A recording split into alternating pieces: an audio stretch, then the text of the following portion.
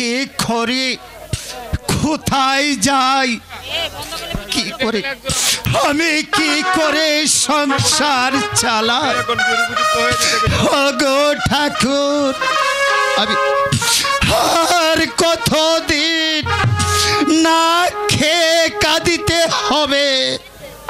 বাবা জানো বাবা, মন্টু তো আমাদের বাড়িতে এসেছিল, সে কি বলে গেল জানো? কি বলে গেল মা? সে বলে গেল, ওরে আলো, তোর বাবা শুধু শুধু ঘরে বসে থাকবে কেন, ওই রাজবাড়িতে পাঠালে একটা চাকরি হতো।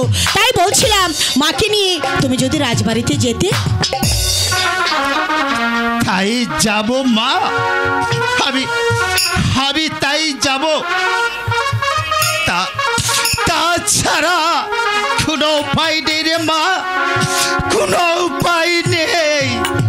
বলি চোখের মাথা কি খেয়ে বসে আছো? মেয়েটি বিয়ের উপযুক্ত হয়েছে, এবার দেখে শুনে ওকে বিয়ে দাও,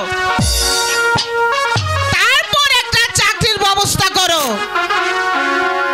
না খেয়ে আর কতদিন কাটাবো শুনি?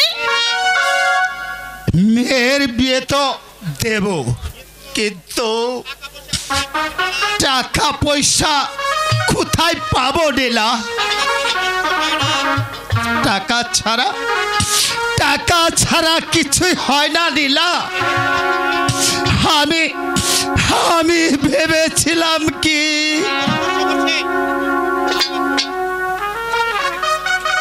হাতে কি ঘরে বসে বসে, নাকি কোথাও খুঁজে দেখতে হবে? আমরা গরিব মানুষ, কি কবে ঘটিয়ে বসবে তখন বুঝবে,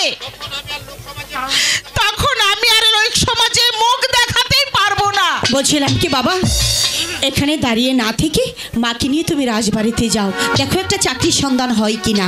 যাও বাবা। তাই যাব মা, তাই যাব। আমি ভাবছি কি মা, বাবা তোকে একা এখে আমি কেমন করে যাব? তুমি চিন্তা করো চলো না। চলো, তোমরা না আসা পর্যন্ত বাড়িতেই থাকবো। যাও বাবা, মাকে নিয়ে রাজবাড়িতে যাও। মা আলো, বাবা তুই খুব সাবধানে থাকিস। আমরা গরিব মানুষ, আমাদের ওই ভগবান ছাড়া আর কিছু নেই রে মা, আর কিছু নেই। তুই খুব সাবধানে থাকিস মা। তুই আর বাড়ি ছেড়ে তুই কোথাও যাস রে মা, তুই কোথাও যাস রে। যাও মা। চলো চলো আলোর বাবা, আসি মা। তাই চলো দিলা, তাই চলো।